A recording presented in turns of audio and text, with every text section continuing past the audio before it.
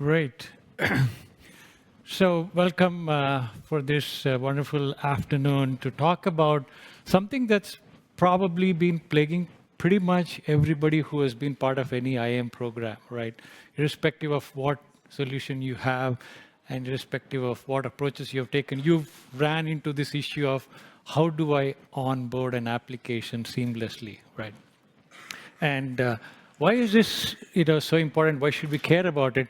Because as you start thinking about what are the things that you run into, it's almost like peeling an onion, right? So there is a business side of things that you should be aware of. There is a technical integration that happens. And there are some interesting synchronizations that happen between systems that you should be aware of. And then you run into these completely undocumented behavior and exceptions that these systems get involved with. So why do we think these onboarding activities kind of fail? First and foremost, you see that applications evolve, right? Over a period of time, you would have built a certain use cases, you would have had people come and do a bunch of changes, and then the documentation is in keeping track with those changes because you're so wound up with actually making those changes, you're not spending enough cycles about the future of the system and everybody else who needs to know what's happening with it, right? Then you're stuck with these changes that happen. If you really want to know something, what has happened, somebody will say, hey, go talk to Fred Smith or go talk to Jane Marshall. They know about it. They were part of the changes that were incorporated a while ago. You should go, talk to them about it. And then the thing about IAM is, as you think about how it is built and thought about, there is a structure to it. But when you think about how businesses run, how processes run, it doesn't really map exactly into what the IAM structure would mean. So there's kind of a chaos that comes into this, right? When you start thinking about it, and then you end up looking at a problem where you feel that, oh, I got this platform. It's probably one of the most commonly used things. I got this platform for any application for it to come and fit into, and you start functioning and you start running your processes and so on. But the truth is, every application is different, whether it's operating system, directory, database, your CRM, ERP app, homegrown application, your identity stores, doesn't matter what it is. Every system is different. And it's really difficult to just take that representation and bolt it into something that we call it as, it's a platform that can consume, whatever these, systems represent. So at the end of the day, what this means is you end up with a lot of, impedance mismatch sort of things. And then these gaps that come in, which invariably mean that there is something that people will end up doing to push the process or your activities and say, okay, we'll just take this forward, right? We need to get to the next level. That's what you're focused on. So invariably, you end up having a lot of these blind spots, and those blind spots, will is the outcome of this. So how do we deal with a situation, as you dig deeper into this? What happens here is, the reality is, there are certain things that IT knows about your application, right? How is it configured? How are the integrations done? What is the synchronization that happens? And how, some of the things are, set up for maintenance and, upgrades and so on. And then there is business, which really knows, the why part, right? How a process is set up. Why is, somebody getting access here? What does this role mean? And why is this given to only people in engineering or only in finance? That's something business, IT wouldn't know about some of those things, right? But for a true integration, what we really need is, we need to find a way that the IT intelligence and the business side of intelligence should converge, and you build something that can fully understand and manage what this is all about. So the kind of knowledge that comes, has to be consolidated, collated, and that's when, together you'll be able to do a better, integration. So as you look at, the IT and business and you start going down, this is what I call the peeling of the onion. So next you start thinking about the access model. And again, the reality is that, some are group-based, some have role-based, some have their own proprietary things, and some have native permissions. And, there is no standardized structure, across all the application, landscape. And then you also have, certain logic that is built in, explicitly for modeling something, right? It's not easy to get that set up into one of these access models, so you end up writing some custom logic that will be bolted on. And then comes the problem where you're trying to take, an application environment and again bolting on to an IAM structure, which is, almost like, square peg in a round hole kind of a situation, right? You really get into that, kind of a problem. This is where AI agents can come in, and what they can do for you is they can actually understand your application access model, right? You have the ability where you can present, the information that's available to you about the application, and they can provide a mechanism where you can leverage that information to define your processes, right, in terms of how you want to onboard the application itself. And then the problem that arises is when you think about the various tasks that you perform as part of the onboarding, the line of business will come and it comes up with its own use cases. You'll take the use case and say, okay, now I got the IAM solution, I'll start configuring it. And then you'll suddenly find that, oh, the UI is not completely set up to, actually describe what I want to do. Right? Because now you're saying the business requirement is not mapping to the user interface of the application. Whereas, the AI agent is something that can interpret that and do some things for you there. And then you have entitlements. So most applications don't really have entitlements. What they have is permissions, right? That correspond to what changes you can do in that application. They don't really map it to really something that is more consumable for somebody who is managing a process, in terms of entitlement. So this is where agents can come in. They can look at your permission set and come up with actually meaningful set of entitlements, that you want. And over a period of time, you can see that the applications evolve, things change, and a whole bunch of things happen there. And you find that for you to be able to reason and find a mechanism for your systems to adapt to your business needs, you really need an AI agent that can take all of this information and actually present certain context for you, in terms of your execution itself. Right? So digging a little bit deeper, you just see that, imagine a situation where all that the business user is going to do is describe your application in natural language, literally in natural language, what your application looks like, right? And then you have the AI agent, which will start understanding what you're saying about this application. It could be anything.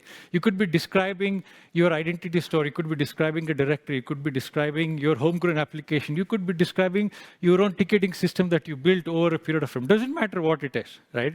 And then it'll take those and it'll start bringing in relevant pieces, in terms of contextualizing, your need and what your intent is. Because what you're describing is your intent, right? You're not getting into the nuts and bolts of how some things are necessarily, functioning underneath, right? So the net result, you are helping business to come and talk to a system in a way that the system will understand your needs, right? You're not trying to describe an application based on what the vendor expects you to do. Every vendor you see have their own terminology, have their own process of doing some things, and they have their own user interface, right? So think of a model where you don't have to worry about any of those elements, right? The user interface or the jargon as you're describing, your application. Okay, so again, I won't spend time on this. It's really, what it is really telling you is moving from permissions to entitlements, like I said, you can go from something that's deemed as raw into something that's bringing you business context and giving you more, meaningful, information. Okay. So, with that said, how do you actually take this, agentic approach and build something in terms of, onboarding, right? So for you, conceptually, what I described is, here are all the challenges. So then you'll say, okay, let's get into the nuts and bolts. How do you actually address various aspects of onboarding? First and foremost, people who want to find out how is this application going to be connected to the IAM? Say, how am I going to connect to this, right? So you will need to, present that information. Again, a lot of things become harder and harder, right? As you dig deeper into, how you will build the connections and, if I have to write a connector, I have to buy a third-party connector, connectors are expensive, you get into all these kinds of situations. And then here is where you can bring in your data in different forms, right? You can bring in, just sample CSV data. You can bring in schemas of the data. You can bring in textual description. You can bring in a JSON description of your data. You can even have an XML representation of it. Doesn't matter what it is. You can bring some of these, forms of data for you to, represent what it is. Again, the same kinds of things, apply once you start saying, okay, I look at this application, is it group-based? Is it role-based? Is it this? So how am I going to do the mapping?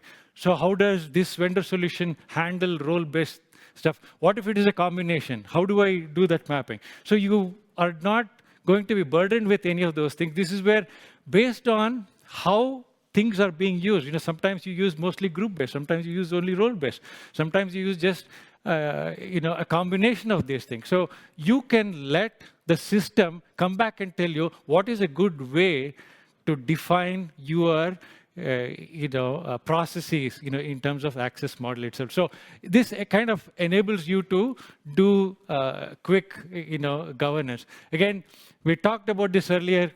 Essentially what it means is that there is so much of, difference between a business application and your normalized structures, right? Every platform has these normalized structures. So they don't, natively fit in. It's not a natural fit into those systems. So how do you, handle, those kinds of, scenarios? So best way to manage some of that is to be able to, represent that, in a natural language. And then, of course, is the relationship. Right? So I have identity stores, multiple identity stores. How does this relate with the identity stores? What is the point at which we say that, okay, it is this user who has that particular account or set of accounts, or he's owner of some non-human identity somewhere and he's responsible. How do you build all these correlation in the process? Again, same set of challenges come in, and then for people to figure out themselves, it becomes harder, right? So best is to come and say, describe what you know about the environment and let the system tell you, here are the possible linking rules, here are the possible things that you can do, and how it gives you a certain kind of confidence score, in terms of how you, manage this, right? Then the next challenge would be to figure out the operations. So you have all these entities you are managing, and then you are required to figure out what are the operations. So how do I go about describing each resource out there, how I'm going to manipulate that, how am I going to change the relationship between those, and how I'm going to actually handle those easily. So this, again, can be something that you don't have to configure or bring in third-party tools for you to develop this, but do this through a natural language description. And then, of course, a couple other things before we get into a quick demo here. One is around, so far we talked about the onboarding side of things itself. And then once you do the onboarding, then you take it to other processes, right? Whether it's your request process, whether it's your review process, how do you use an agent that will help you define, what's the frequency of my review, right? What are the things that I want to support in terms of requested? What makes sense for people to request? Is it this set of entitlements, or is it, based on, certain roles, or should I seek membership in a group? Things like that. So you don't have to worry about determining a lot of those things, but the system will actually help you, in that guidance. And then again, every application, like we discussed, is managed differently, and it's got different set of attributes. It plays a different role. It could have some role in terms of the overall compliance needs, and the auditor might have a different set of expectations, in this particular application. And you might be also interested in certain metrics. Metrics could be around usage. Metrics could be around, what are the things that people are, not using. A whole bunch of things come into play, and that is something that the system can also tell you, and you don't have to sit and, manually go through the configuration side of things. Okay, so here is an example. So this is a textual description of some homegrown application that we have, right? This is what, we are wanting to onboard. I'm just giving you an example. So you could bring in a SQL file, you could bring in a JSON file, whatever you know about it, right? You can bring in sample data, anything that you know about it, or combination thereof, right? You don't have to, it's not limited to just something like this. Anything that you know about the application can be something you can present. So let's say you had somebody come in and say, this is what I know about the application. I don't know anything else. This is what I know. Can you please onboard this application for me? Right? This is literally the content that they will bring in. Right? They could bring in, like I said, exported data from those systems as well. So if you did this, okay, let's show. Okay. All right. So this is a recorded script. I wanted to make sure it's easy to understand. What you're saying is, here are the set of applications that are there already in the system. And then here is an interface that will do a chat-like, interaction in terms of how you want to manage. So these are all sample, interactions that you can do with the application. You can ask questions about users, reports, people, what access they have, everything surrounding them. So you can ask, how-tos as well. Hey, tell me how to onboard an application. Tell me how I can do this, how to generate a report, how to trigger a campaign. So a bunch of these things can be, handled, through this system.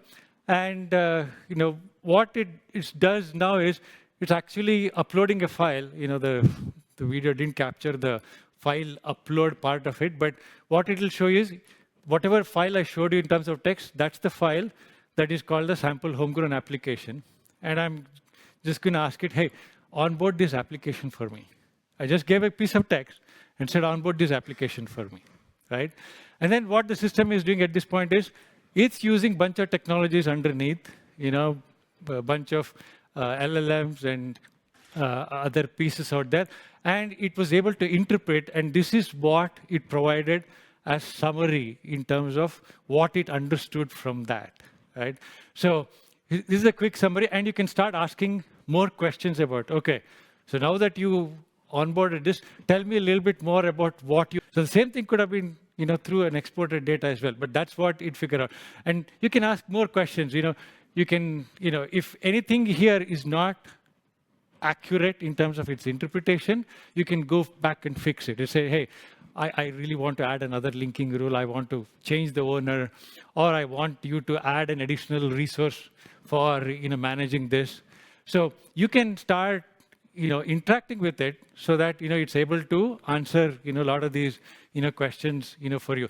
Again, so everything about this system you can query, and it'll tell you what this is. So the whole thought process here is that this whole thing is done in a way that we are able to take this piece of data, and we will do through a process, RHLF, as many of you are aware.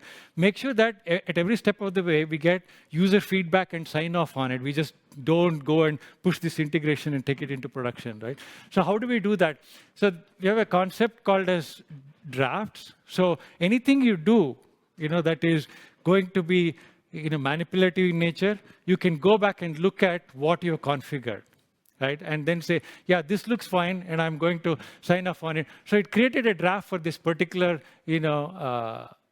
application, and you can actually see what it looks like. So the top layer is a textual summary that system generated, and then it's organized data, in a form that you typically see when you've configured an application, right? This is what you will see once you configure that. So imagine this sort of templatized. It doesn't matter what you have underneath. You can take a representation like this, and you can push it to irrespective of the solution that's underneath. So it's just giving you an idea that it figured out here is the properties of the user, group, role, here are the operations, and so on. Okay, so I'm gonna skip all of this. I'm just gonna go to the last slide. Hopefully you got an idea of how you can take a textual description, bring it in, and it actually is generating a scheme interface to the environment, by the way. So if you're really wondering, so how is it actually going to talk to something? It's not going to talk natively in SQL or LDAP or anything. It is actually going to build a scheme interface for you underneath for you to operate. So what does this actually mean, right? So you really need a platform and a mechanism where you start thinking something that is more adaptive and explainable, right? Everything that it is doing needs to be explainable, and it should not be rigid, the environment you're operating and onboarding an application. And then think of this as an assistant. It's like an ongoing assistant for you. People typically hire a bunch of SMEs to do that, spend so much money on doing this application onboarding. Instead, you can leverage, these assistants for your onboarding process. And then the line of business can come and describe. And what we have not shown you is, you can describe your campaign requirements there. You can say, run this campaign, for this application twice a quarter. Do privilege access review, do Orkfund account review in this application. Everything can be described through this, and that can actually create a corresponding campaign for it. And most important thing is the context is maintained, right? Everything about what's happening with this application is available in a consumable form, human consumable form for people to, deal and take it forward. Again, last couple of notes is, you really need to know what you are governing, and you need a system that really understands you. It shouldn't be any other way, given where we are with all the things that are out there. Thank you very much. Thank you, Sanjay.